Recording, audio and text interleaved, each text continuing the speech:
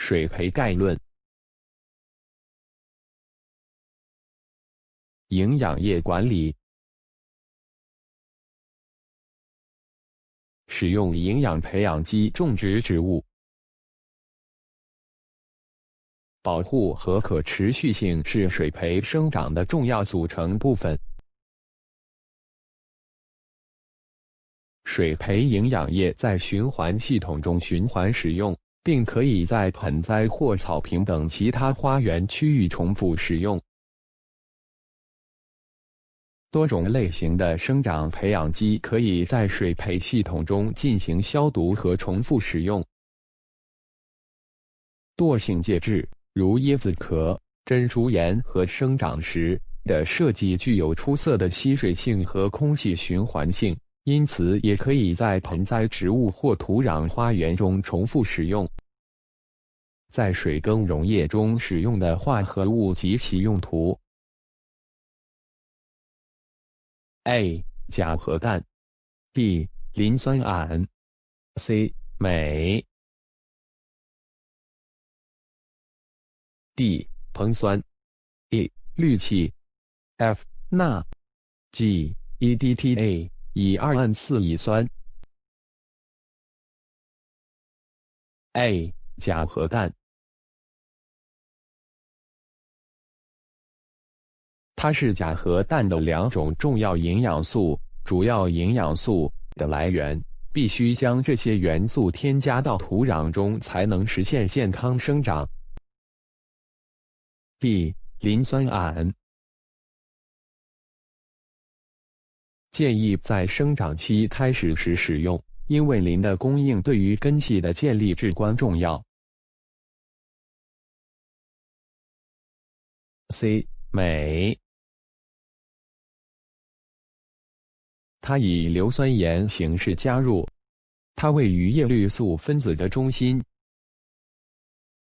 缺乏症状通常从基部开始出现在淡黄的叶子上。D. 硼酸。作为微量元素，必须消除蔬菜中的一些不良特性，例如晶变脆和垂死的尖端。E. 氯气。氯离子与钾钠离子一起调节气孔开口周围保卫细胞的收缩和节律，从而控制气孔的打开和关闭。氯缺乏会导致枯萎、蜕皮和叶片尖端变薄。F. 钠。植物体内叶绿素的代谢和合成需要钠离子。G. EDTA 乙二胺四乙酸。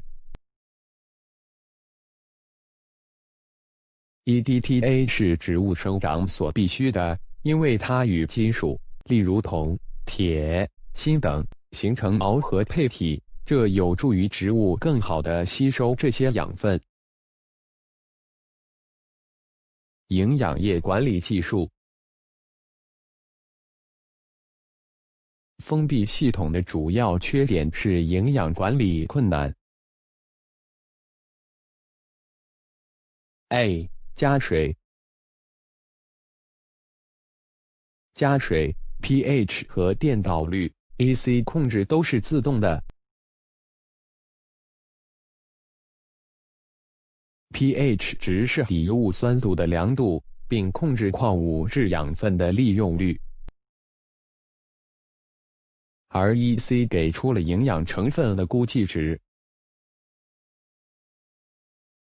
水培培养的建议 pH 值在 5.0 到 6.0 之间。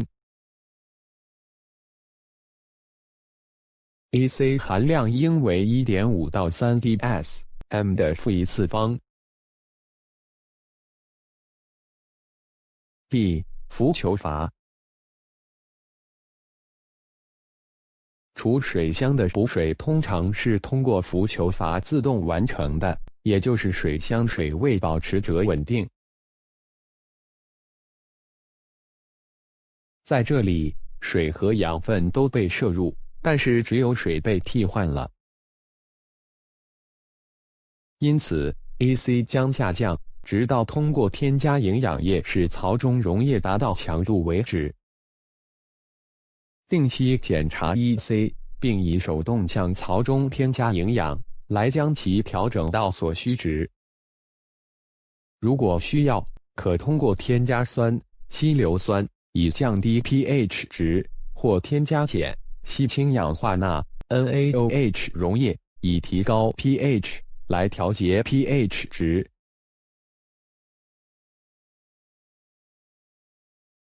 C. 重填。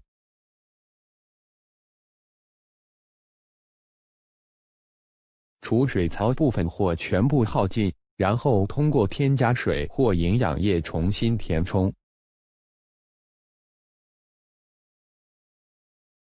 该技术的重要方面是检查添加的效果。D. 重填而不检查 EC。储水槽部分或全部用完，然后用标准强度的营养液重新注满。